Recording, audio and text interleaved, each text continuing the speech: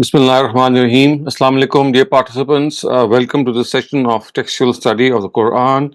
Today we will begin by verse 56 of Surah An'am. This is the second surah. In fact, this is the first surah of the second chapter. The second chapter of the Quran has begun with this surah, and we have discussed this earlier on that two surahs of this chapter are Meccan and two of them are Medinan. So Surah Anam and its counterpart Surah Araf, they are Meccan surahs, and Surah Anfal and Tawbah, the last two surahs of this chapter, they are Medinan surahs. In Surah Anam, the surah that we are studying, the address is towards the Quraysh, and uh, they are being told and divulged a lot of information regarding the misconceptions that they had regarding one God, and they are being told that as far as God is concerned, this is something that is found in their own intuition, the conception of one God, and if they are associating partners with Him, then they are distorting their own nature.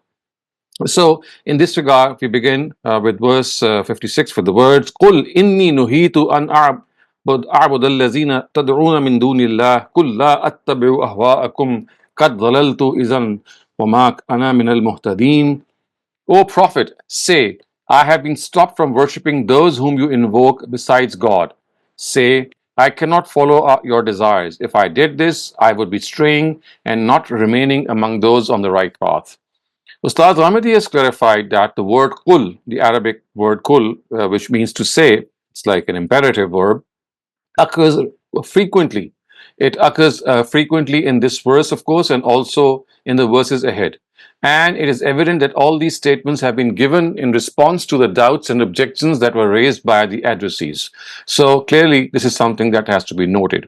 And as far as this text is concerned, that I have been stopped from worshipping those whom you invoke, that actually means that invoke those people or those deities or those partners for supplication and mercy. So what is said on earlier on positively is repeated here in negative terms. The testimony of God that has been revealed to the Prophet in the form of the Quran is that the creator of the heavens and the earth is the one and only God.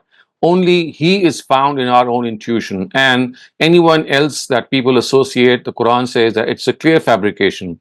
And there had been more than one God, or God had partners, He would have been the first to divulge this information. And because He has not done so, so people are fabricating a lie and imposing something on God which He has never said, and this is something which is unforgivable. So the word that you can see which is used here, la attabi'u ahwa'akum, that I cannot follow your desires. So ahwa actually refers to those polytheistic innovations, the bid'at, as you see. And God has pointed out that this is absolutely baseless, that there is no evidence of their deities being partners of God, neither in human intellect or nature, nor in the book of God. Their fancies have concocted them, and since their rather vague intercession has made them shirk all the responsibilities related to faith and deeds in the hereafter, so they like them a lot. They may like them, but there is a great difference between reality and whims. Reality and facts. Of course, they are telling. It is not possible for the Prophet to disregard reality and follow their false desires, evil wishes, and absolutely baseless innovations. This, of course, is not possible. And then it is said, قُلْ إِنِّي عَلَى بَيِّنَةٍ مِّن رَبِّي وَكَذَّبْتُم بِهِ مَا عِندِي مَا تَسْتَعْجِلُونَ بِهِ إِنِ الْحُكْمُ إِلَّا لِلَّهِ يَقُصُّ الْحَقَّ وَهُوَ خَيْرُ الْفَاصِلِينَ. Which means, say, I am on a radiant argument from my Lord, and you have denied it. I have no power over you, over what you are insisting to hasten. Its decision rests with God only. He alone shall explain the truth, and He is the best of judges. So, the thing which is once again repeated here is that the Quran, which fully explains the essence of monotheism, is what is being implied and insinuated by the words inni ala bayyinatin min rabbi, that I am on a radiant argument, referring to the fact that I have been given this outstanding miracle of God, in which the truth has been enshrined and entrenched in a way that it comes from the heart, and it penetrates the heart of the addressees if they have a discerning mind and a striving soul. So what has been said here is that ma indi ma tastajiluna bihi, that I do not have what you are hastening. It's not for me. I do not have the authority to bring about what you are inquiring or what you are hastening. It is in al hukmu illa lillah. It is something that rests with God. And before that, it is said that I have no power over what you are insisting to hasten. And then before that, it is said that I am on a radiant argument from your Lord, and you have denied it. Kazzabtum bihi. Now, the antecedent of the pronoun is the bayana that has been translated as radiant argument in this passage. So we have to understand that this is what the Quran has clearly said, that you are denying something which is absolutely evident. It is as clear and as radiant and as dazzling as the midday sun. You just need to open your eyes. If you insist to keep them shut, then of course there is no remedy for this. You just need to open your eyes to catch what the truth is. قل لو أن عندي ما تستعجلون به لقضي الأمر بيني وبينكم والله أعلم بالظالمين وعنده مفاتح الغيب لا يعلمها إلا هو ويعلم ما في البر والبحر وما تسقط من ورقة إلا يعلمها ولا حبة في الظلمات في الأرض ولا رطب ولا يابس إلا في كتاب مبين. So say, had I the power to bring what you are insisting to hasten, then this matter between me and you would have been settled. This matter is in the hands of God, and God is well aware of the unjust. So, what is being said here is that had I the power, had I the authority and the control to bring that punishment that you are hastening and that you're asking for, I would have done it long ago.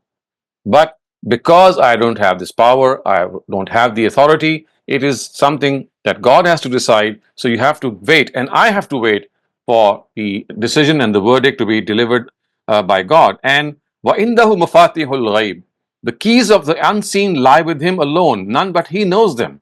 So the keys through which the doors of all the unknown will be unlocked are known to Him. He knows the time. He knows when everything has to be recorded. He knows when everything has to be disclosed, and He knows when the time for the punishment is going to arrive. Because remember, God in His eternal mercy wants to give every person the last bit of chance that he deserves to be given. He or she, I mean, any person on the face of the earth would never be in this condition that they would think that they have been given no chance at all. So even if they have a small, eeny weeny glimmer of hope, the Almighty says that that hope is something that is going to be provided to these people. And that is why the Quran has been said, the Quran has said this in a very explicit way, وَيَعْلَمُ مَا فِي الْبَرِّ وَالْبَحْرِ, that as far as the knowledge of things is concerned, it is in the all-embracing knowledge of God. He knows what He has with Him. The keys of the unseen lie with Him. He alone, none but He knows them. He has knowledge of all that is in the land and in the sea. Every leaf from a tree and every grain in the depth of the earth that fall are in His knowledge, and there is nothing dry or wet that is unknown to Him. And this is recorded with Him in an open book. So the all-embracing nature of God's knowledge is now described. He has all-encompassing, all-embracing knowledge. It is belief in this vastness of God's knowledge that engenders complete trust and satisfaction in a believer on the will of God. The slightest of misconceptions in this opens the door to polytheism. It is this belief which is the foundation of true, strong faith in the hereafter. And it is through its true concept and reminder that the very humility is engendered in a person which induces him to adopt the right attitude in life. So, as far as the Almighty is concerned, He has everything. He has the knowledge of everything recorded with Him, and all that He needs to do is just let people know that every single thing that they are going to do, every single thing that emanates from them, whether it's in the openness or whether it's hidden from everyone, is going to be recorded. It's going to be something that is going to be in the knowledge of God. No one should think that the smallest of deeds will remain unnoticed. Every single thing will be noted down. So that is why it is said, "Wala habbatin fi zulumatil ard, wala ratbin, wala yabisin, illa fi kitabin mubin," that every single thing is to be recorded and is being recorded.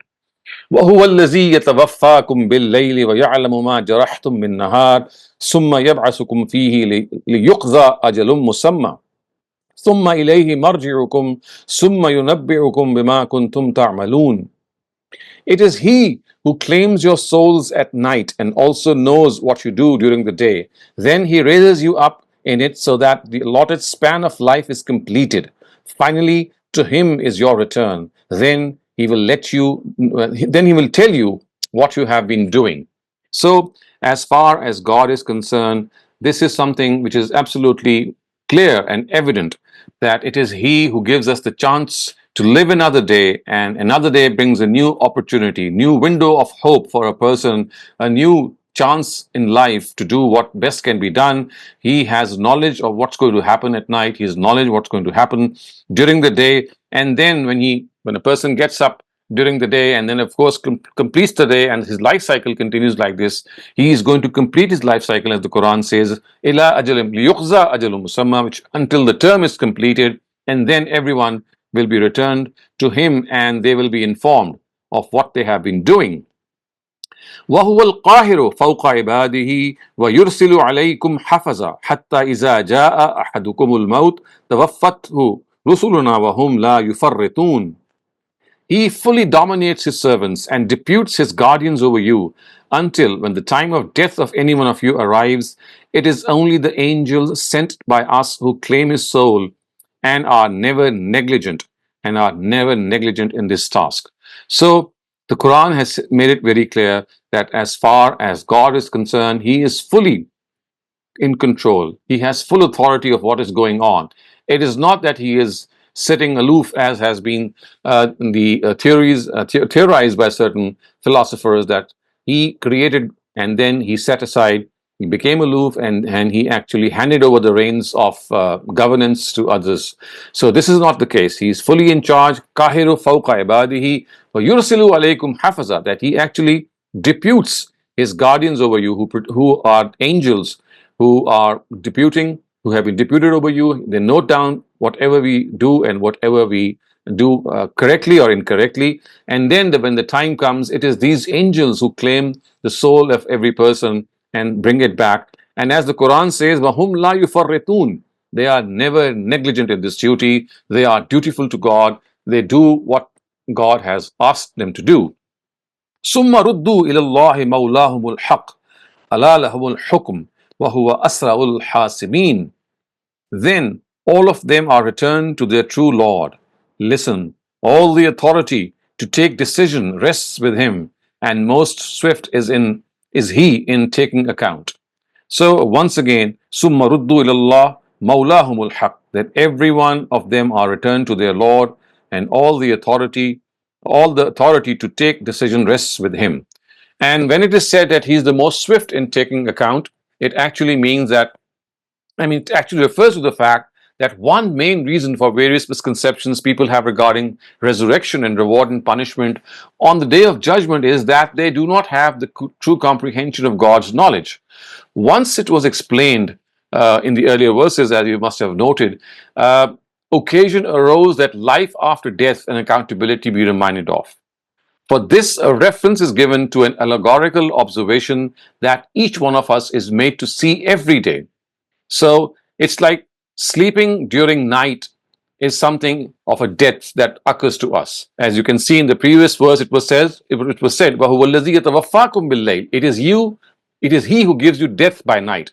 This actually means that it is like a rehearsal of life and afterlife being shown to us every day. It is as if we die at night and get up in the morning to remind us that this is what is going to happen. And one day we are going to sleep forever and then get up for our reckoning. And then it is said that وَهُوَ أَسْرَعُ الْحَاسِبِينَ, He is the most swift in taking account.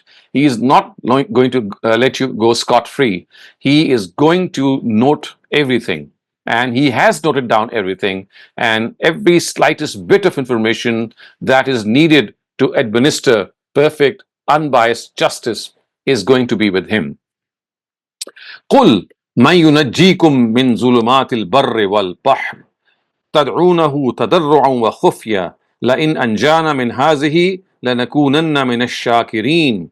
Ask them, who saves you from the vast darkness of calamities in the land and sea when you are calling imploringly and in secret? If he saved us from this calamity, we shall certainly become grateful to him. So you see, the words, the way they have been expressed, it says the land and the sea.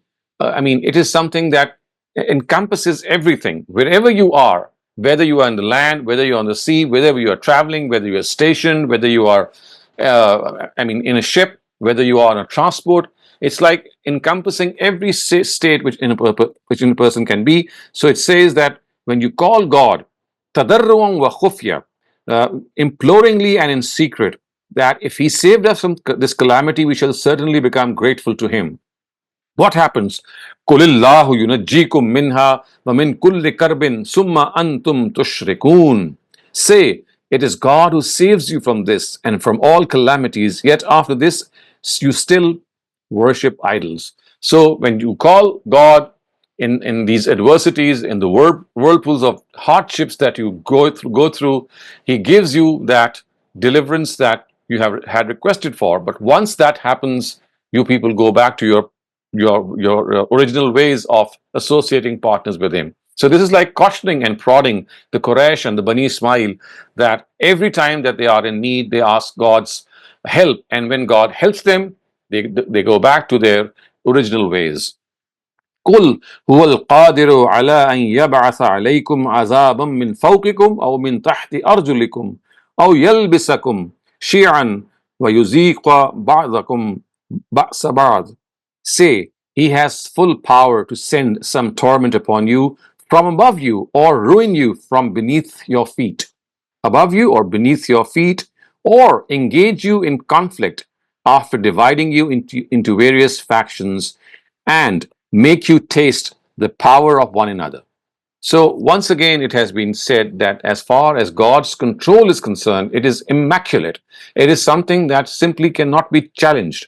When the torment of God arrives, I mean, it'll catch people unaware, and it can come from anywhere. As it says, "أَن يَبْعَثَ عَلَيْكُمْ عَذَابًا مِنْ فَوْقِكُمْ." It could be from above you, in the form of a storm, a tempest, something that destroys you, or it could be below your feet, like an earthquake. It can shudder. It'll shudder the whole earth beneath your feet, and everything will then be totally decimated. What will happen next, of course, is that you will know the power of God. And if this does not happen, God says he can equally make you taste the power of one another by making you fight, not because he wants you to fight or he has planned you to fight, but because as a punishment you deserve this. Then, by dividing into various factions, as the verse says, he makes you taste the power of one another. Again, something that you have deserved because of your bad deeds. انظر كيف نصرف الآيات لعلهم يفقهون. And then see how we present our revelations in various ways so that they may understand. So, viewers, you can clearly see that the verses as we go along in this surah, they are so powerful, they are so tearing in their and telling in their impact. They knock at the doors and they try to keep the people who have gone asleep on their toes. The Almighty wants them to stand up, to awaken from their slumber, and at the same time remember that what they are being reminded of is not something which is unknown to them. It's not an alien concept, it's something which is very well known to them.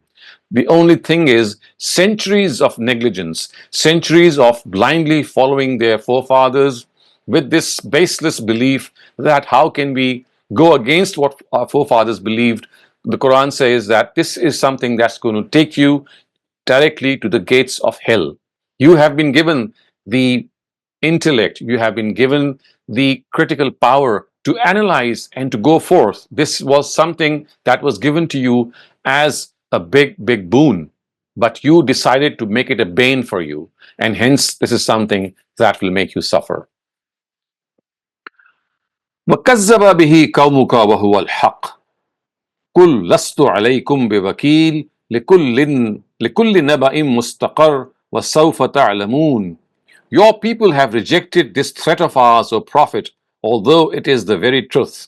Tell them, I have not been made a keeper over you so that I am able to make you understand at all cost. A time for everything has been fixed. لِكُلِّ نَبَإٍ مُسْتَقَرٍّ. If in spite, if in spite of this you demand torment, then soon you will see, then soon you will know this truth. So the what has been stated here is that your people have rejected us, this threat of ours, O Prophet, and that they have done so, they'll soon see how this is going to take them to destruction.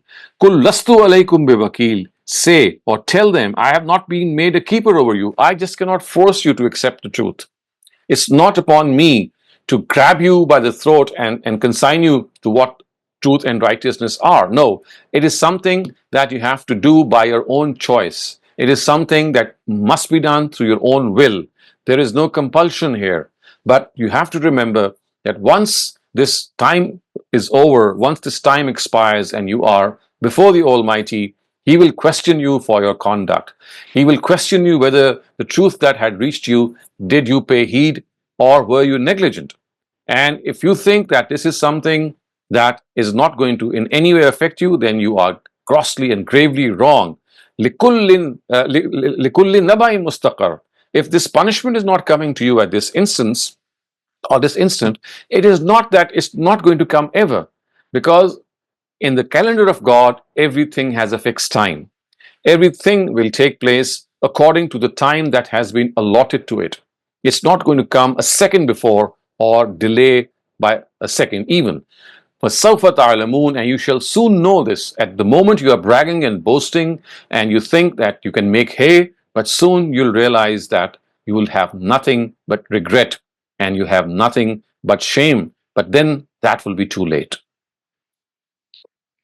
وَإِذَا رَأَيْتَ الَّذِينَ يَخُوضُونَ فِي آيَاتِنَا فَأَعْرِضْ عَنْهُمْ حَتَّى يَخُوضُوا فِي حَدِيثٍ غَيْرِهِ وَإِمَّا يُنْسِيَنَّكَ الشَّيْطَانُ فَلَا تَقْعُدْ بَعْدَ الذِّكْرَى مَعَ الْقَوْمِ الظَّالِمِينَ. Leave them now to themselves, and when you see people criticizing our revelations, withdraw from them until they engage in other talk. And if ever Satan makes you forget this, do not sit with these unjust people after you realize your mistake. Once again, viewers, you have to understand this, that though the address here is in the singular, as you can see, وَإِذَا رَأَيْتَ الَّذِينَ, when you see, it's in the singular. As the verses go along, it becomes evident from the succeeding verses that all Muslims are addressed. Though the verse or the address is directed towards the Prophet, it is through him that the rest of the Muslims are also receiving guidance. They are directed to the Prophet that even for the purpose of preaching, they must not sit among those people who make fun of God's religion and His Prophet. So it is like an appeal to the sense of honor which people have, the sense of honor for the religion that they are following. If people are making fun of their religion, if they are making fun of God and the Prophet, as the verse says, فَأَعْرِضْ عَنْهُمْ, you should just evade them. In fact, ignore them and do not sit with them until they engage in some other conversation. And if Satan makes you forget this, it does happen at times, you don't realize, then it is, فَلَا تَقْعُدُوا بَعْدَ الذِّكْرَى. As soon as you remember that you were not allowed to sit in such a situation and such circumstances, immediately just get up from that place. فَلَا تَقْعُدُوا بَعْدَ الذِّكْرَى مَعَ الْقَوْمِ الظَّالِمِينَ وَمَا عَلَى الَّذِينَ يَتَّقُونَ مِنْ حِسَابِهِمْ مِنْ شَيْءٍ وَلَكِنْ ذِكْرَى لَعَلَّهُمْ يَتَّقُونَ. Those who fear God are in no way accountable for these people. However, reminding them is mandatory upon them so that they also become fearful. So you see, what has been said here is once again very, very telling and something which is very, very impactful. That وَمَا عَلَى الَّذِينَ يَتَّقُونَ مِنْ حِسَابِهِمْ مِنْ شَيْءٍ, that people who are God conscious, they are in no way accountable for these people. So the Quran is insisting, and it says this repeatedly on many occasions, that everyone is going to be answerable for his or her own deeds. No one will be carrying the burden of other people. These deities that they are worshipping, and in the hope that they are going to let them go before God or let them go scot-free, that's not going to happen, because everyone will be held accountable singularly, solely, and that accountability is something in which no interference, nothing whatsoever will take place from any other person. Everyone will be faced with God alone, and then that reckoning is going to take place, and no one is going to be answerable for any person. وَلَكِنْ ذِكْرَى لَعَلَّهُمْ يَتَّقُونَ. And however, reminding them is mandatory upon them so that they also become fearful. Although there's not going to be accountability, but yes, what can be done is that you can remind these people, and that is what your task is. You cannot carry the burden of other people, but of course you can remind them, because you see, you never know when there is going to be a change of hearts. People can change. People can go through a metamorphosis. They can understand something strikes them. A chord might strike, something strikes their chord, and something happens, and suddenly they become changed individuals. So this can always happen. And at times, miracles do happen because it is God's way to test people. He sees how hard you do and how hard you do make your way through in these hardships and difficulties. And sometimes the reward of these hardships is a miraculous turn of events, something that you could not have imagined. That is how God works. But then we have to earn this from our own hard work and from our own persistence. وَذَرِ الَّذِينَ اتَّخَذُوا دِينَهُمْ لَعِبًا وَلَهْوًا وَغَرَّتْهُمُ الْحَيَاةُ الدُّنْيَا وَذَكِّرْ بِهِ أَنْ تُبْصَلَ نَفْسٌ بِمَا كَسَبَتْ لَيْسَ لَهَا مِنْ دُونِ اللَّهِ وَلِيٌّ وَلَا شَفِيعٌ. Leave aside those who treat their religion as a sport and an amusement, and who have been led into deception by the life of this world. So, of course, when it is said that you leave aside or you don't sit with these people, of course, it means that these are the people who in no way deserve that you, in spite of their repeated reminders, you can think they are now going to turn back, because now they are under God's scourge. Of course, reminding them is mandatory, but more than that, you have no, I mean, it is no prerogative of anyone that they should go beyond reminding them, because guidance and error is something which people select for their own selves. It is a choice that you have to make. So, as far as people who lead themselves into their own deception or deceitful life is concerned, we in no way can stop them, unless, of course, they have the heart to be stopped. So, وَذَرِ الَّذِينَ اتَّخَذُوا دِينَهُمْ لَعِبًا وَلَهْوًا وَغَرَّتْهُمُ الْحَيَاةُ الدُّنْيَا, that leave aside those who treat their religion as a sport and an amusement, and who have been led into deception by the life of this world. We just cannot in any way be sufficient for them. So, and what do? وَذَكِّرْ بِهِ أَن تُبْصَلَ نَفْسٌ بِمَا كَسَبَتْ, and keep reminding through the Qur'an, so that a person, as punishment of his misdeeds, is not consigned to destruction. أَن تُبْصَلَ نَفْسٌ بِمَا كَسَبَتْ. And then it is said, لَيْسَ لَهَا مِن دُونِ اللَّهِ وَلِيٌّ وَلَا شَفِيعٌ. And that too in the state that he has no helper or intercessor before God. وَإِن تَعْدِلْ كُلَّ عَدْلٍ لا يؤخذ منها أولئك الذين أبلسوا بما كسبوا لهم شراب من حميم وعذاب أليم بما كانوا يكفرون. And that too in the state that he has no helper or intercessor before God, and even if he offers every ransom, it is not accepted from him. It is these people who shall be consigned to destruction due to their misdeeds. Because of the disbelief they have been committing, they shall have boiling water and a stern punishment. So once again, you can clearly see how the Almighty has said that if people in their own willing capacity, they are not willing to listen, they have no intention of listening, then we can do nothing about them. We can pray for them, we can pray for their righteousness, but unless they themselves decide to take the right course, we just cannot force them to take the right course. لَيْسَ لَهَا مِن دُونِ اللَّهِ وَلِيٌّ وَلَا شَفِيعٌ وَإِن تَعْدِلْ كُلَّ عَدْلٍ لَا يُؤْخَذْ مِنْهَا. And if a person offers every ransom, it is not accepted from him. That's not going to work on the day of judgment. No amount of ransom. This ransom might have worked in this world, and this is, viewers, a sort of a slant that they earn their way by offering money in huge amounts in this world. But that money is not going to absolve them, is not going to save them on the day of judgment. However much ransom they might they would like to pay, that shall not be accepted. أُولَٰئِكَ الَّذِينَ أُبْلِسُوا بِمَا كَسَبُوا. It is these people who shall be consigned to destruction because of what they earned. And then lahum sharabum min hamim. And for them, the actual words, as you can see, that they show that their first feast will be boiling water, and then they will be consigned to a severe punishment. And we know that at other instances in the Quran, the way they'll be made to eat and drink pus and boiling water would be something that would not be able to keep them alive. Yes, it will be able to sustain them. And as the Quran has said on another occasion, La yamutu fiha wa la yahya, they will neither live nor die, which means that they will be in such a state of consternation, such a state of disturbance, that neither life nor death will be able to give them any relief. So this process is still continuing. This passage is still continuing. We'll be taking up, inshallah, the remaining verses in our next session. And if you have any questions regarding what we have studied today, please raise them. Thank you very much, Dr. Saleem. I would like to remind the participants to stay on topic in terms of the questions right now. If we have time at the end, we can take off-topic questions. And to ask your questions, please raise your hand via the raise hand button, or you can put your questions in the chat. Please try to make them concise. Our first question comes from Shaban Ansari. Please go ahead. शुक्रिया मरियम। अस्सलाम वालेकुम। वालेकुम अस्सलाम।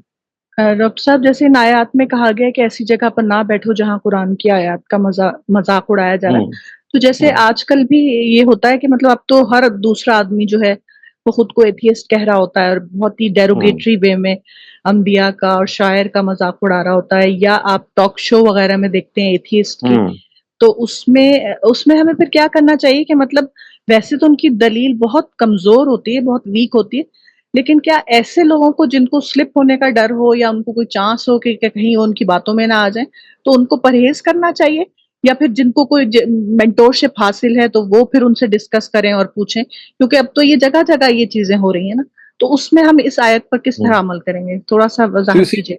Basically, we have to understand the context and the situation that we are faced with. So there are occasions in which people are making fun of the Quran and about religion, even the Prophet. But maybe in such gatherings, there could be a chance in which you have the opportunity to speak to these people. So there is always this chance in which you have this opportunity. I think if that is the case, then there's no need to leave that place, because now you can have something to say. It is only when you think that it's a blatant sort of mockery that is going on, and that too without any argument or reasoning, and it's not going to give you a chance as well to maybe play your own part, that perhaps you should just leave that place, as a sense of your honor would entail it. Otherwise, I mean, you can see that there are so many occasions today that because of a lot of misconceptions, people, if they are mocking religion, they are not doing it per se. It is because of their misconception and because of the fact that they are not understanding things in the right perspective. So I think there is a difference between what was happening in the times of the Prophet. The Prophet himself was delivering the truth through, of course, the help of God, and hence people were being given no chance to in any way deny it, and they were still persisting.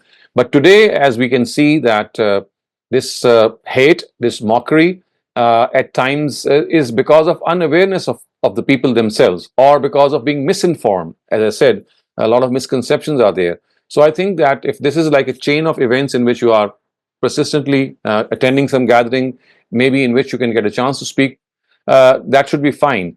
However, if you feel that the mockery is such that people are just doing it for the sake of mockery and they have absolutely no other agenda, it's nothing to understand or to critically evaluate, then obviously it should not be the right thing to sit in such places. As I said, it's your own call. You need to understand that today's scenario is quite different from the Prophet's times, because today when people make fun, I recall what happened years ago when the cartoon controversy erupted in Denmark, when cartoons of the Prophet and of the other revered personalities were made, and people started to condemn them, and without realizing that in this situation, the cartoon controversy, this is a form of actually expressing your own disgust and your own conflict, maybe, and even your own criticism of a certain topic. So I think here it would have been much better that instead of reacting the way we did, we know that the Hebdo bombings that took place in Norway, and people were killed regarding these cartoons. Again, this is not the right way. And if anything that you should do is to ignore them, that is the best way. But to retaliate in any way is absolutely uncalled for. और doctor साहब यहाँ काहिर खुदा की जो सिफ्त है, ये उर्दू वाला काहिर और ये इसमें ये एक जैसा है या डिफरेंट है? No. So you see, in the Arabic language, kahir means someone who has total control, someone who cannot be in any way, you cannot bypass that person. So kahirun ala ibadihi means that God is in total control. It is not that people can go to other deities and convince them against God. He has every power over every single person. So it expresses the power and control of the Almighty. In the Urdu language, of course, qahr or kahir has a slightly different nuance, and it relates more to anger and to I would say frenzy in a negative sense. Okay, thank you. Thank you very much, Dr. Saleem. Siddiqa, please go ahead. Assalamu alaikum. Walaikum assalam. My question is from verse 63 about being saved from distress and people making promises and saying, if you do this, I will do this. My question relates to the verse plus with the current things I see in the society. A lot of people will say, oh Allah, please help me pass this. Let me get this job. And if I get this job, I'm going to feed 100 people. I personally find that quite counterintuitive to being sincere to God. Am I off, or how would you explain that? Yes, I think although the Quran has mentioned vows mean that you make a promise that if something, a wish that you made maybe, or a desire that you express, if it comes true, then as a result of that, you'll do some good deeds. It's like making conditional, doing a good deed conditional upon a certain outcome. And the Prophet, in my knowledge, never adopted this way, and the Sahaba also never adopted this way. And the right way is actually to implore God, to beg Him, to of course present your petition to Him.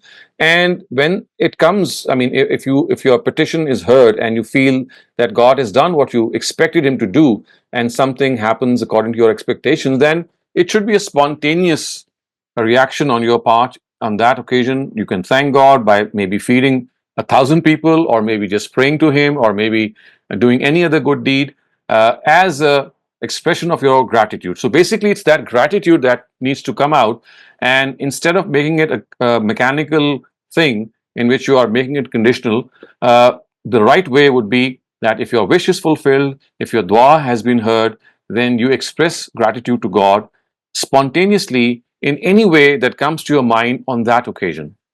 Thank you very much, Dr. Saleem. Siddiqa, do you have any follow-ups, or are you good? I do, please. I just have one more question, Yes, if there's no one else.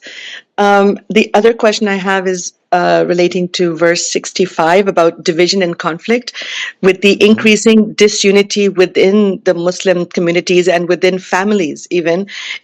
Would this verse be a warning? Verse 65.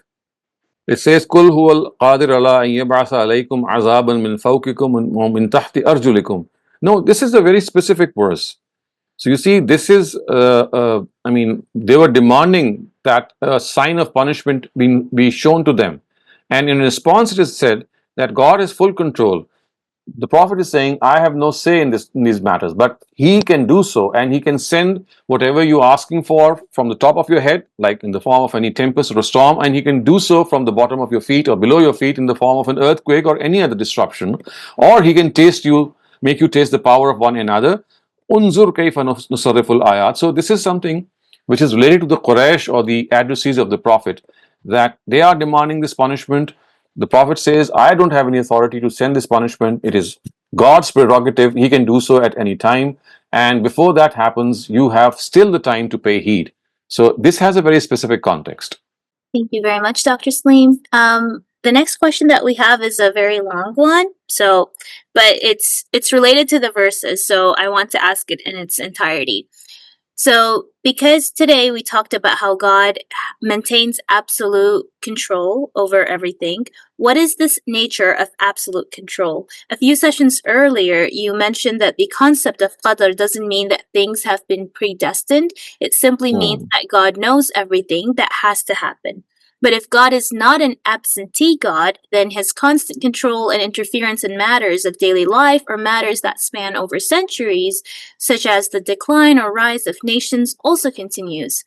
So if someone falls ill or fails at a business or a relationship, or the nations rising and falling, is this all because of God's handiwork where he's testing us, or is it failure in our part? So how can we say that all of the good or bad comes from God? This is very confusing, especially if it's said that nothing is predestined. You see, you have to make this distinction. The verses and the passage that we have studied has been specifically addressed to the Prophet's nation, and they are being told that you think that there are other deities who have control over you. You are mistaken. It is God who has control over you. So this control is being mentioned in contrast to the belief of the addressees who thought that there are other people also who have control. I mean, we can go to other deities and we can and these deities can intercede before God for them. So God is telling them that there's no one else except me. I have control over my creation. If you have to say something, it's me, not your deity. So everything that has been said here has been said in the background of these polytheistic mindsets which these people had. As far as action and, of course, predestination, or as we say in philosophy, determinism and fatalism, that the concepts of determinism and fatalism are concerned, I think I've explained them on many occasions that nothing has been predestined. It is a wrong thing to believe that there is something that there is a predestiny that we have, which in the sense that God is controlling what we are doing. That is absolutely, I would say, I mean, not even discussable, because then there would be no point in testing people. People can only be tried and tested when they have freedom in their own right, and they can choose right and wrong. So yes, there is a point here that, for example, we are in certain respects not given any freedom. For example, I don't have a choice where I'm born. I don't have a choice in which country I'm born. I don't have a choice in which era I'm born. So these are the choices I don't have. But then again, I'm not going to be questioned on these choices. I'm going to be questioned on my freedom, where I have that freedom, and that freedom is going to earn me whatever I deserve. And it's not that God is driving me. He's not controlling me in the sense that he is telling me what to do. No, I'm free to do whatever I like. But whatever I'm going to do is in his knowledge. This is just one small thing that you need to understand, that we do things out of our own free, sweet will and wish. We do it because of our selection. And that is why we become worthy of trial and being punished or rewarded. However, what is going to be actually a choice is foreknown to God, something which is in his foreknowledge, that I'm going to go this or I'm going to do that. I'll do that with my own choice. But whatever I'll do is in his knowledge. So if you are just able to understand this, it's not going to be any difficult, something difficult for you to understand that you are the master of your own destiny. You can shape your own future. But whatever future you shape is already known to God. Why is it that he is making us undergo this? So that when he rewards us and punishes us, he does not do it merely on the basis of his knowledge. He can prove to us by just flashing our life before us and telling us that if you are being rewarded, this is what you had done. And if you're being punished, this was your conduct. So it's like letting us know ultimately that what we deserve is because we have earned it. He could have just consigned us to hell or heaven on the basis of his knowledge, because he already knows which person is going to do good and which person is not going to do good. He could have done this without, I mean, making us go through this whole process. But then people could have asked that why have we been given this punishment or this reward? So in order to make them realize that it's not just my knowledge that has made you stand here, it is because you deserve this through your own deeds that you are landed here. So I think this is something that we have to understand. They have a follow up to their question. They ask, Surah Kahf shows that God is involved in seemingly small matters, and then at other place, God says that He has decided to give different nations rise turn by turn. It means that God's work is ongoing in big and small matters. So the person asking says that they don't mean that God controls our decisions. They mean that God does control our circumstances, whether they're big or small. Yes, there is no doubt about it. Controlling circumstances is absolutely different. I mean, to make something happen and not allow it to happen is something which God's will does. It takes its role. I mean, that is what God is all about. He does not let certain intentions to materialize. People might think of killing someone, but they are hampered or they are somehow stopped from it by circumstances. In other circumstances, people would like to do something and they are not able to do good.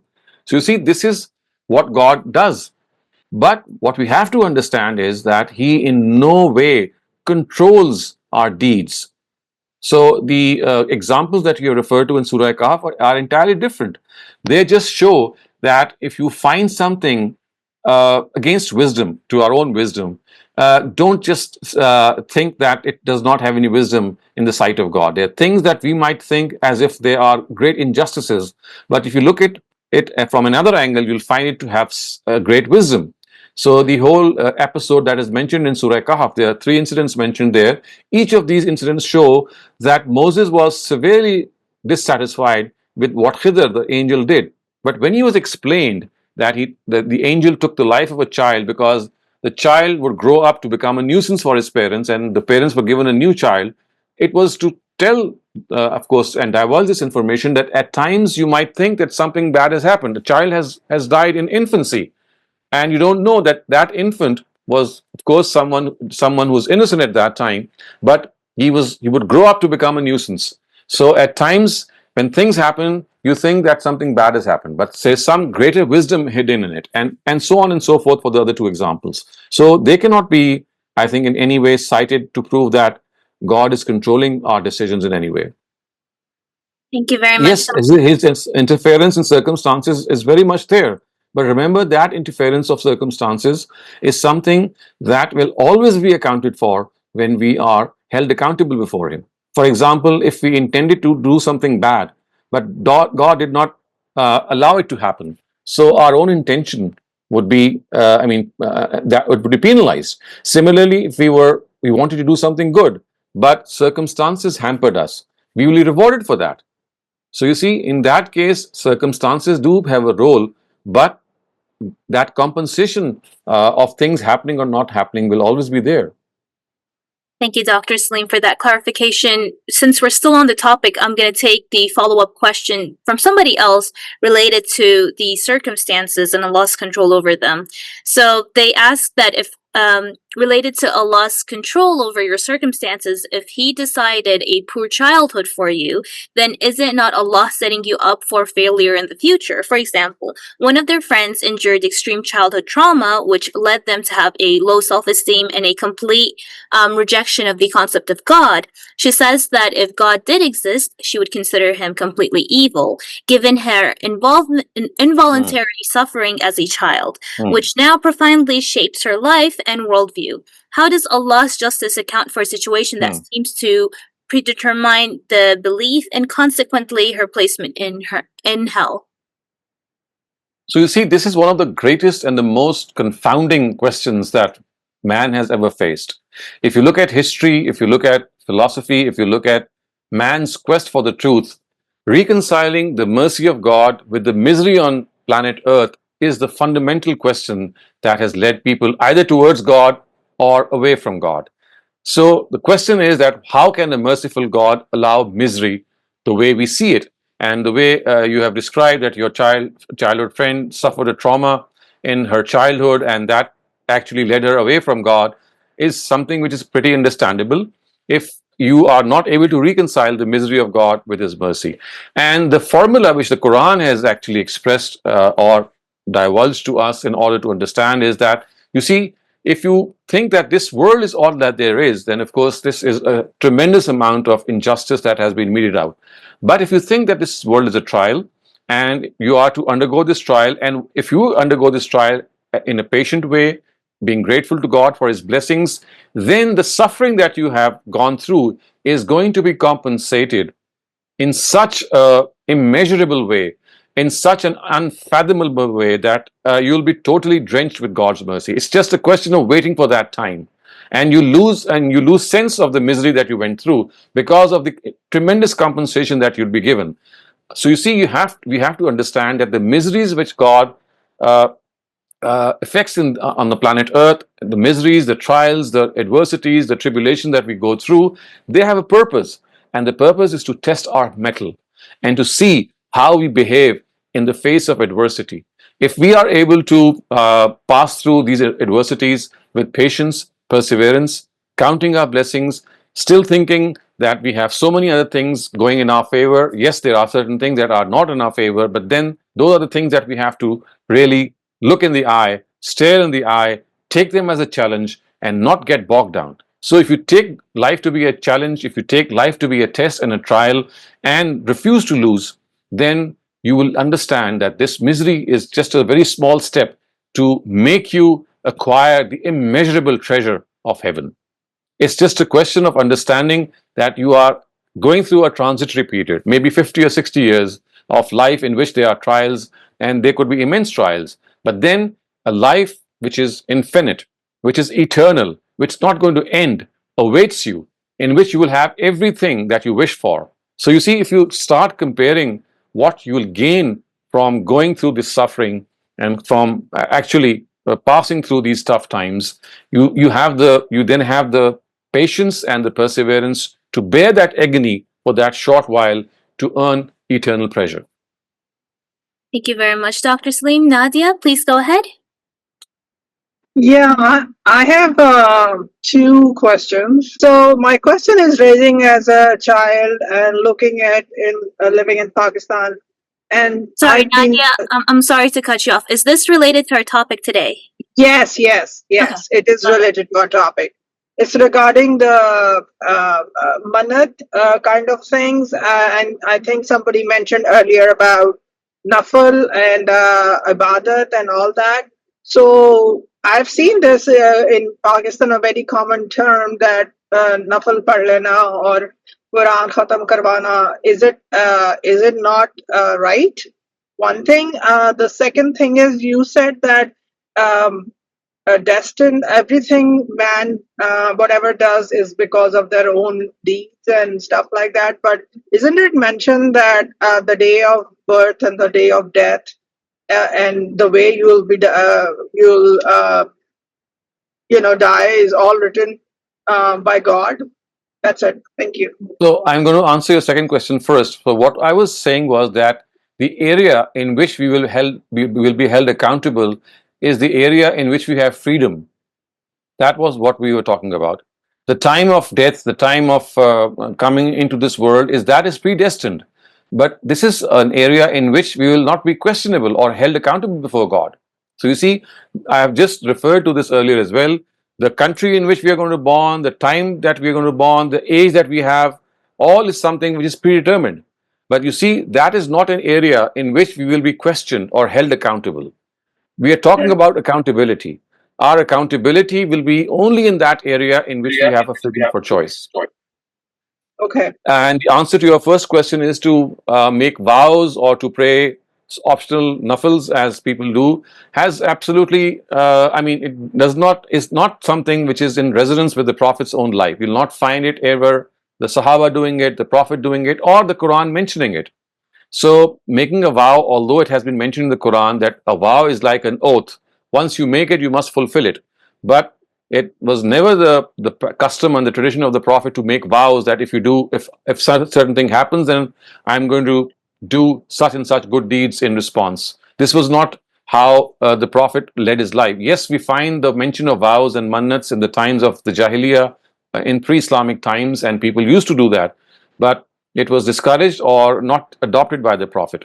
So the best way to thank God, as I said earlier on, is to leave it to the time when this something happens in which your wish is fulfilled.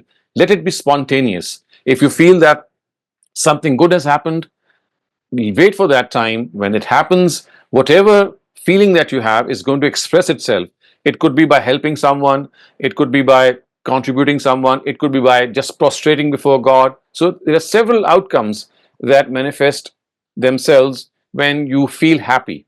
So when you feel fulfilled, when you have that sense of fulfillment, let that come out of you spontaneously instead of making a condition. Thank you. Thank you very much. Ruhi Rasul, please go ahead. Assalamu alaikum, sir. Wa alaikum assalam. Sir, my question is from line 70. Okay. There is a word, tubsala, and then later on there is ubselu. I can't understand this particular word. I'll explain it when I do the Tubsala literal and nafsum bima kasabat. I understand. I'll explain it when I do the literal and idiomatic translation. I'm just about to do that. Okay, ji. Thank you, sir. Thank you very much. The remaining questions are off topic, so we'll take them after the literal and idiomatic translation. Thank you. Okay. So we're going to start off with the literal and idiomatic translation now. Verse 56. Qul, say, inni, I, nuhitu, have been stopped, an, from, a'buda, worship, allazina, those who, tad'una, you invoke or you beseech, min dunillahi, besides God. So I have been stopped from worshipping those whom you beseech besides God. Qul, say, la, not, attabeo, I follow, ahwa'akum, your desires. So tell them that I am not going to follow your desires. Qad, indeed, zalalto, go astray, isn't if I did. So the previous verse says that I am not going to follow your desires, and if I did, qad zalalto, I would be led astray. Wa, and, ma, not, ana, I, minal muhtadeen, among the guided. So if I do so, then I will not be among the guided, and I would be one who has gone astray. Qul, say, inni, I, ala, upon, bayyina, clear argument, min Rabbi, from my Lord, wa, and, kazzabtum, you have denied, bihi, it. So say, I am on a clear argument from my Lord, and you have denied it. Ma, not, in thee, with me, ma, what? Tastajiluna bihi, you hasten. So with me is not what you hasten. That is literally the meaning. Otherwise, idiomatically, it means I do not have what you are demanding me or what you are hastening from me, which means that you are demanding that the punishment should be sent, but I don't have it with me. In other words, I do not have authority about it. Inil hukmu illa lillah, in, not, al hukm, the directive, illa, except, lillah, with God. So the directive of this or the verdict of this rests with God. In other words, sending punishment or a sign for punishment rests with Him. I don't have any authority over it. Yaqussul haq, He alone shall explain the truth. Yaqussul haq, He shall explain the truth. Wa, and, huwa, He, khair, best, al-fasilin, judges or decider. Yaqussul haq, He will explain the truth, and He is the best of judges, or He is the best of those who give verdict. Qul, say, law, if, anna, that, in thee, with me, ma tastajiluna bihi, what you hasten, laquziya al-amr, the matter would have been decided, baini, between me, wa, and, bainakum, between you. So what is being said here is that, say, if I had with me what you are hastening for, the matter would have been decided between me and between you. Wallahu, and Allah, a'lamu, knows best, bizzalimin, the unjust, and God knows best the unjust. Wa, and, indahu, with Him, mafatihul ghaib, the keys of the unseen. So mafatih is the plural of miftah. Miftah means a key, and mafatih is the plural. So with Him are the keys of the unknown. La, not, ya'lamuha, knows them, illa, except, huwa, He. Only He knows them. Only He knows the secrets of the heavens or the unseen. Wa, and, ya'lamu, knows, ma, that, fil bar, in the in the land, wa and al-bahr in the sea. So he knows what is in the land, ma fil bar wal bahr, and in the sea, wa and ma not. Tasqutu drops, min waraqatin a leaf, illa except, ya'lamuha in his knowledge. So there is not a leaf which drops on the earth except that it is in the knowledge of God. Wala habbatin, or even a seed, fi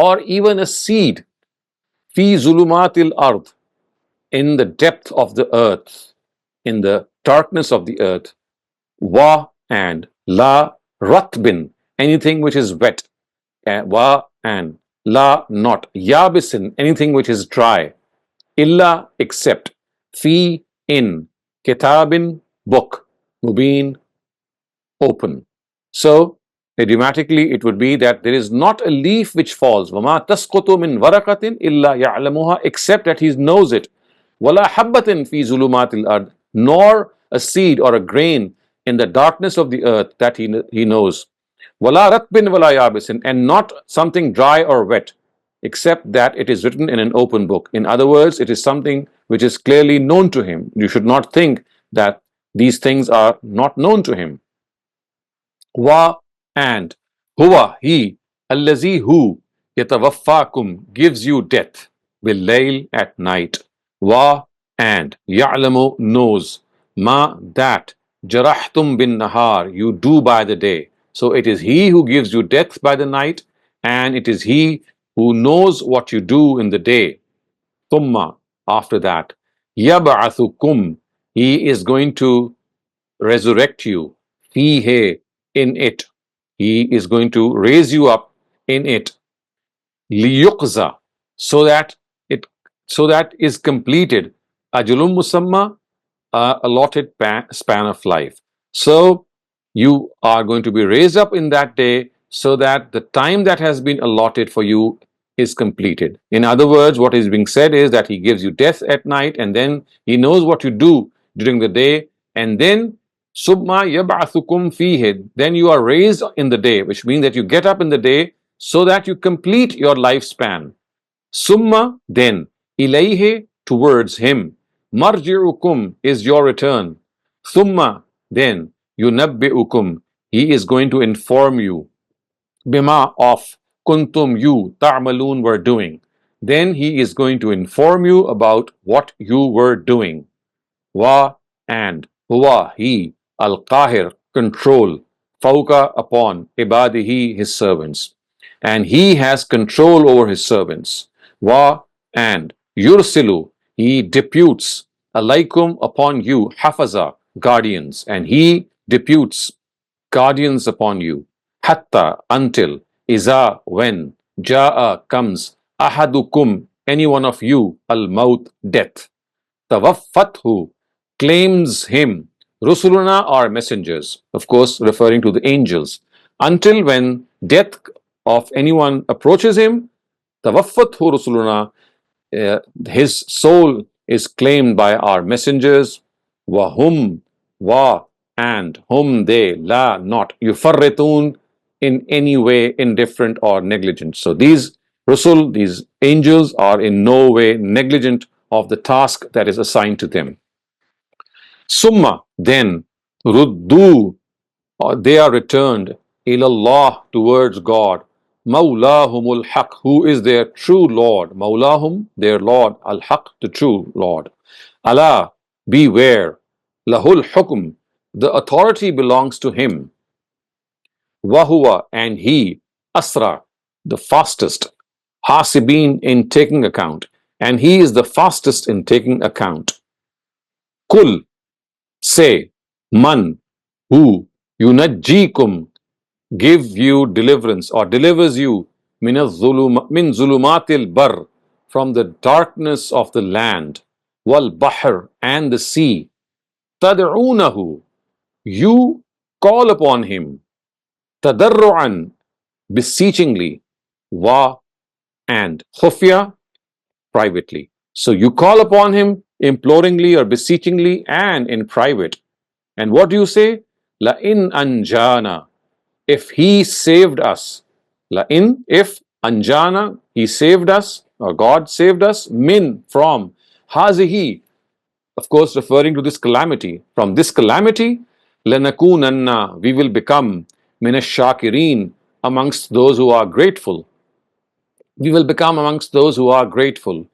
Qul, say, Allah, God, yunajjikum, make you deliver, minha, from it, wa, and, min, from, kulle, every, karbin, problem, summa, antum, you, tushrikun, associate with him.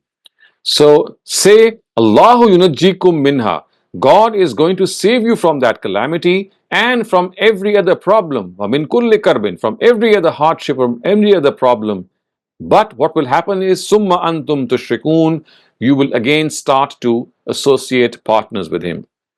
Qul, say, huwa, he, al-qadir, he has control, ala, upon, an, that, yab'asa alaykum, he sends upon you, azaban, punishment, min, from, fawqikum, above you, aw, or, min tahti, from below, arjulikum, your feet.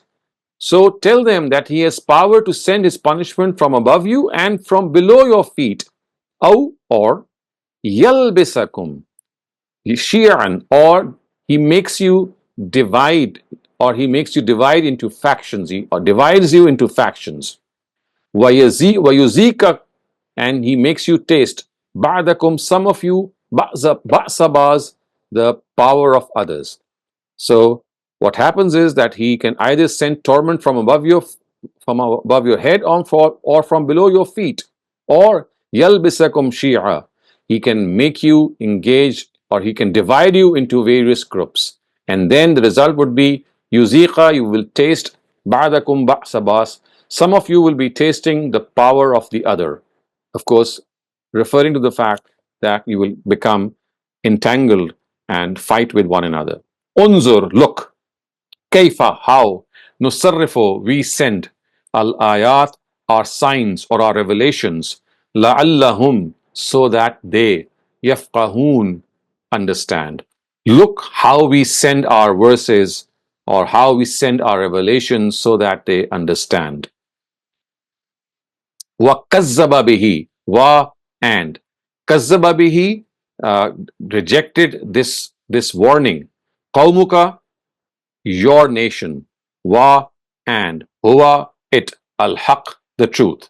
So your people, they denied this warning of ours, even though it was the truth. Wa huwa al-haq. Qul, say, lasto, not, I am not, alaykum, upon you, bivakil, someone who can force you, or am a keeper. So tell them, I am not someone who is going to force you. Likulle, for every, naba'in, event, mustaqar, a time fixed. For every event is a time fixed. Wa, and, saufa, soon, ta'lamun, you will know. So for every event, the time is fixed, and soon you will know. Wa, and, iza, when, ra'aita, you see, allazina, those who, yakhuduna, fi ayatina, who criticize our revelations, fa'ariz anhum, ariz, ignored, anhum, them, hatta, until, yahudu, they enter, fi hadithin, in conversation, ghairihi, which is different. So when you see people criticizing our revelations, you leave them alone until they converse in some other way, or they enter in some other conversation. Wa, and, imma, if, yunsiyannaka, makes you forget, a shaitan, Satan, and if Satan makes you forget, fa, therefore, la, not, taq'ud, sit, ba'da zikra, after you are reminded, ma'a, with, al-qawm, nation, al-zalimin, unjust. So when Satan makes you forget this, do not sit with these unjust people once you are reminded. Wa, and, ma, not, ala, upon, allazina, those who, yattaquna, fear God, min hisabihim, about his responsibility, min shay, anything. So those who fear God are in no way responsible for the accountability in anywhere. So in other words, they are not accountable for these people in any way. Wala kin, but zikra, reminder, la'allahum, so that they yattaqoon, become pious. So وَمَا عَلَى الَّذِينَ يَتَّقُونَ مِنْ حِسَابِهِمْ مِنْ شَيْءٍ would mean that the God conscious or the pious people are not accountable for these people. مَا عَلَيْهِمْ مِنْ حِسَاب, they don't have any accountability min shay'in, in the slightest way. And what do they have? Except that they should remind them, لَعَلَّهُمْ, so that they yattaqoon, become pious. Wa, and zar, leave, allazina, those, ittakhazu, who have held, dinahum, their religion, laiba, as a sport, wa, and lahwa, as an enjoyment. So leave alone those people who have made your religion a sport or an entertainment. Wa, and gharrathum, deceive them, al hayatud dunya, the life of this world. وَذَكِّرْ bihi, and remind them, an tubsala, and remind them through the Qur'an actually, that a person, as a punishment of his misdeeds, an tubsala nafsum bima kasabat, is going to be consigned to destruction, bima, about kasabat, he earned. So remind them that a person, as punishment of his misdeeds, what he has earned, tubsala nafsun, is not consigned to construction. It's not, I mean, what is being said here, as you can see from the previous verse, is that you should keep reminding through this Quran, so that what happens is that a person is not consigned to destruction with what he earns. So basically, as you can see, is Allah tubsala, which means that he's not consigned to his destruction. Laysa laha min dunillahi, and not for him min dunillahi, except God, waliyun, any helper, wa, and la, not shafi, or any intercessor. So there is no one from him who can be his helper or his intercessor. Wa, and in, if ta'dil, offers, kulla adlin, if you offer any ransom, if he offers, and I'm sorry, it's not you offer, it's he offers, but in ta'dil kulla adlin la yu'khaz minha, and if that person offers every ransom or any amount of ransom, la, not, yu'khaz, will be taken, minha, from him. So any amount of ransom that he offers will not be taken from him. Ulaika, ulaika, these, allazina, those who, ublisu, were consigned to destruction, bima, because of, kasabu, they, what they earned. So they were consigned to destruction because of what they earned. Lahum, for them, sharabun, drink, min hamim, that is boiling. So for them is going to be a drink that is going to be boiling. Wa, and azabun, a punishment. Alimun, a very grave punishment. Bima, because kanu, they were, yakfuruna, denying. So for them is going to be boiling water and a very grave punishment because of what they had been denying. So now we have finished this idiomatic and literal session as well. And if you have any questions, please you can go on with them. Thank you very much, Dr. Saleem. Our first question asks, what if you know that reminding someone to return to Allah will fall on deaf ears, so choose to not remind them? Will you gain sins for the remainder of your life for staying quiet?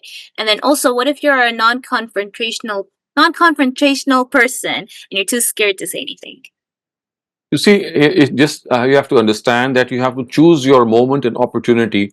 And if you think that you may have an impact on people and you still don't use your influence, then that is something that could be questionable. And that is what the Quran has said, that you speak when you think that your speech is going to make an effect. If you think that speaking is not going to affect the other person, that person is not going to listen to you, or maybe not in the mood, or maybe is in a position that he's just going to snub you, then you're not responsible for that. But if in your estimation you think that you can make an impact. You can maybe have an impact on that person. Then choosing a time and opportunity is something that you should do and give it a try. Thank you, Dr. Saleem. Asif, please go ahead. Yes, this my question pertains to verse 65, which says, "Qul huwa al-qadiru ala an yab'asa alaykum azaban min fawqikum aw min tahti arjulakum aw yalbisakum shi'an wa yuzika ba'sakum ba'sa ba'as." So, in this context, do you think the events that happened in early Muslim history, starting right from the assassination of Osman and then culminating into division of the Muslim community at that time, and their do you think this is the manifestation of these verses? The qualified verse. I mean, you see, these verses have no connection with what happened. What happened is something that we all know. This is just telling us that if God wanted, He could have done this. If God wanted, He could have sent a torment from above your heads and from below your feet, or He could have divided into factions and then made you taste the power of one another. This is how He could have done. Whether He did this or not, of course, relates to the immediate addressees of the prophets only, the addressees who are in front of them. What happened later on in Islamic history is not something which is being discussed here. What is being said is that, O Prophet, your nation, if they are demanding a sign, then I have the power to send them the sign of punishment. It could be from above their heads, it could be from below their feet, and it could be simply without these two. I could just make them into various factions, and then they're going to fight with one another and taste one another's wrath, and then they'll realize that they're doing something wrong. So you see, this is just mentioning a potential thing in the times of Prophet that could have happened, but we know that it never happened, and most of his nation, they accepted faith. Very few people did not accept faith, and they were punished. So this is an entirely different context. But these verses, I mean, so no doubt these are during the times of the Prophet, but the verses, they stay during the rest of, during the subsequent periods as well. So I am from that angle. What I'm saying is that these verses have no bearing on what has happened later on, because they are consistently and persistently and concisely being directed towards the addressees of the Prophet who were alive at that time. They have no, impact on later generations. So we have been discussing this, that the Quran has specifically said that in the prophetic era, the immediate addressees of a Rasul, they are punished in this world for their misdemeanor or rewarded for their good demeanor. So this relates to the law of Risala, which means that the law which is mentioned regarding the messengers of God, that is something that we have to understand. We just cannot extend every verse to other eras unless the verse from inside itself tells us that it can go beyond that. This context is very, very specific. It cannot be moved beyond the era of the Prophet himself. Shaban Ansari, please go ahead. Doctor साहब, ये यल्बिसुकुम शियान जो है, ये लबिसा यल्बिसु लिबास वाला है या मुहावरतन इस्तेमाल हुआ है यहाँ पर? It's like an idiom. I mean, labisa yalbisu shiyan, it's like an idiom. In idiomatic usage, when you say yalbisakum shia, it means that you entangle them into factions, you divide them into factions. It's not to be used literally. It's not in a literal sense. ठीक है. और doctor साहब, ये रतबिन और याबिसिन जो है, ये मिसाल से कुछ बता दें कि ये खुश्क और तर का क्या मतलब है? समझ नहीं आया थोड़ा सा. It's a style which embraces everything. I mean, when you say anything which is dry or anything which is wet, I mean, everything in this world is either on the land or in the sea. So what is being said here is that whatever is in the land and whatever in the sea is in the knowledge of God. और हमीमुन खौलता हुआ पानी के लिए जैसे आता है, तो ये means boiling water. जी, और दोस्त के लिए भी आता है ना, गरम जोश, हमीमुन, हमीम. Correct. दोस्त. Yes. So this word has two different meanings. जी, क्योंकि लोग नाम भी रखते हैं ना, हमीम नाम. Correct. ठीक है sir, thank you. Very much. Asif, please go ahead. If it's the same question that's in the chat. This question relates to, as per your understanding, and you many a times said that innocence of the prophets, that means Allah keeps them error-free in matters of the capture of Wahi and its transmission to his addressees, and in case of the last prophet to the rest of the mankind.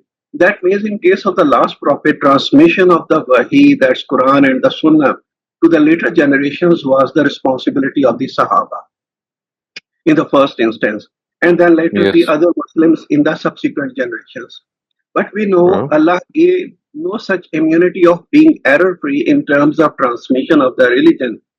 Then how can we confidently say that the Wahi was transmitted error-free in its original and pure form to us through the later generations?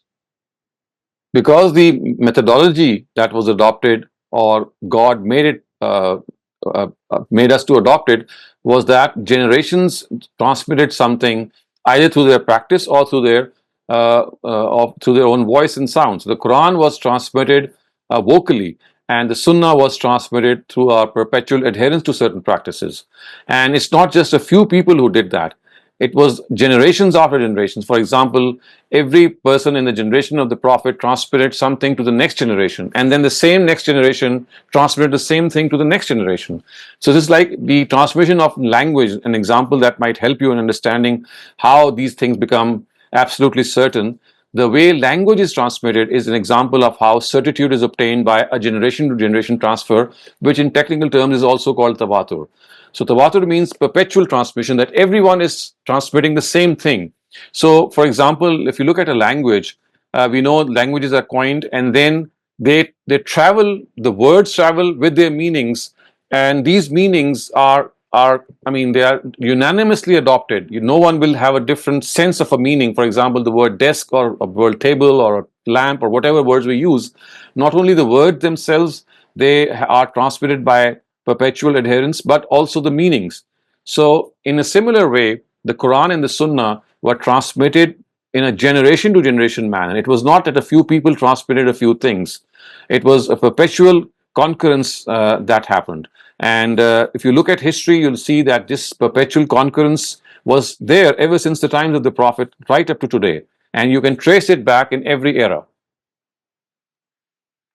Thank you very much, Dr. Saleem. We have a couple of off-topic questions. The first one is, when does Maghrib time end? It ends as soon as Isha starts. Thank you. The next question asks, I've heard falling into despair is a major sin, but isn't that against human nature? It's a natural and human emotional response to negative events. As long as you remain in it temporarily, it shouldn't be a sin since you can't control your emotions. And also, Yes. is harboring resentment towards Allah in that temporary despair a major sin too?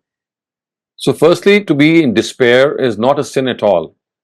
It's to remain perpetually in a state of despair is something that we should be wary of and should be worried of. Otherwise, we are humans. How can we not fall into despair? As humans, we do encounter this situation, and that as long as we immediately come out of it or realize that this is like a temporary thing, it should work for us.